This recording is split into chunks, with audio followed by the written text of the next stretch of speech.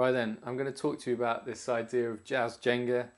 I was talking to one of my members earlier this week, and we were talking about jazz voicings, particularly on the piano, but this is for everyone, okay? So by now I'm sure you know that I like using analogies, and actually most of the time the analogies are just about something I know absolutely nothing about. So like sports, I normally say like, okay, imagine that the ball goes in the goal. I have no idea what I'm talking about sport.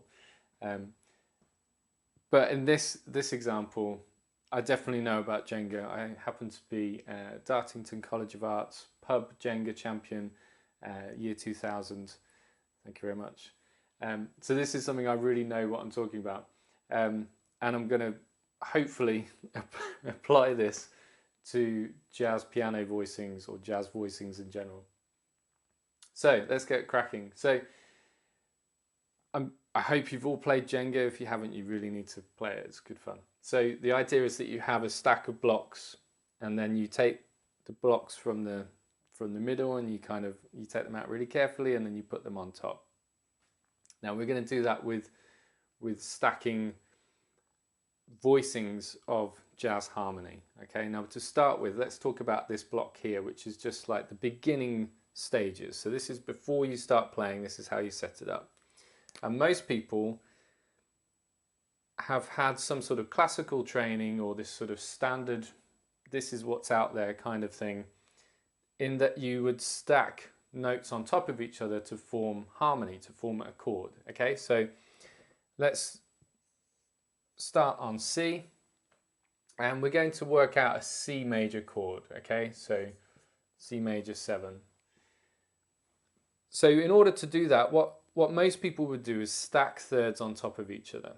So you would go from the root note here, so that's your root, and then you would stack from C to this next note, E, would be a third.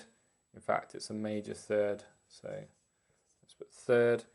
And then another third on top. From there to there is another third, and this now gives you your fifth note, and then your major 7th on top, which happens to be another third from G to B. Okay, right, sorry, 7th. That's made it nice and neat. You get the idea. This is a third from C to E. E to G is a type of third, G to B is a type of third, and you could just keep going. So you could stack your 9th on top, your 11th, and then eventually your 13th. So you get this massive chord, including the upper extensions, which are these three, the 9th, the 11th, the 13th. And then you've got this bit here, which is like your standard 4-note chord voicing, root, 3rd, 5th, 7th. Now this is certainly how I was taught, and the sort of things that I've discovered on my own. This is how I tended to think about jazz voicings, or any sort of harmony, I suppose. How to build a chord, this is what you do. The trouble with that in jazz is that it doesn't actually sound very good. It doesn't sound very jazzy. It sounds quite strong, powerful, but cluttered and just very kind of safe sounding, a bit plain. It's not particularly pretty. It's not a really nice way of working in the jazz world. So what I'm going to talk about now, so this was this block, which is dealing with stacked thirds, and we're gonna start playing the Jenga game now. So isn't it sad how excited I am about this? Okay, so the idea is that you would take away a block, and then you would put that block, let's use another pen. So you'd put that block on there, and then you take away another block, and you put it there, and then maybe you take that one out, put it there, take this one, etc., etc., and you start building up, and you stack higher and higher, and then eventually it falls over. We're not going to get to the point where it falls over. We're just going to make it a bit wobbly. Okay, so this this block is now we're going to start to stack in fourths instead. And to do this, I'm going to just start with this note here, a B. And you might be thinking, why am I not starting on C? Well, we'll come on to this in a second, but missing out the root is quite a good way of avoiding that sort of plain sound, particularly the root at the bottom. It sounds a bit kind of green. It's not a particularly nice thing to do in jazz. It's a bit of a newbie mistake. So we've got the B, we've got an E, and you'll notice this distance now from B to E is a type of fourth. And we could also go from E to A, and then A to D.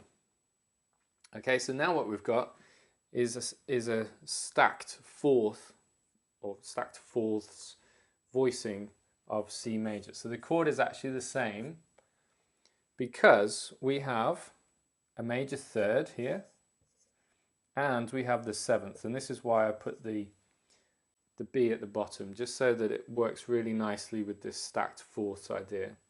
So I've inverted instead of having the third at the bottom and the seventh on top, I've inverted it, so I put the seventh underneath, that's all. So now we've got the seventh and the third, and this is our kind of like security. This is, whenever you play a jazz chord, if you play the third and the seventh, you pretty much guaranteed to be quite safe. Okay, you can stick extra notes on, you can cut others out. So notice I've missed out the fifth, and I've also missed out the root. But if you've got the third and the seventh, you're pretty safe. So that's what I've got there. And then on top, I've got actually the 13th and the 9th. So I've actually got two of these upper extensions.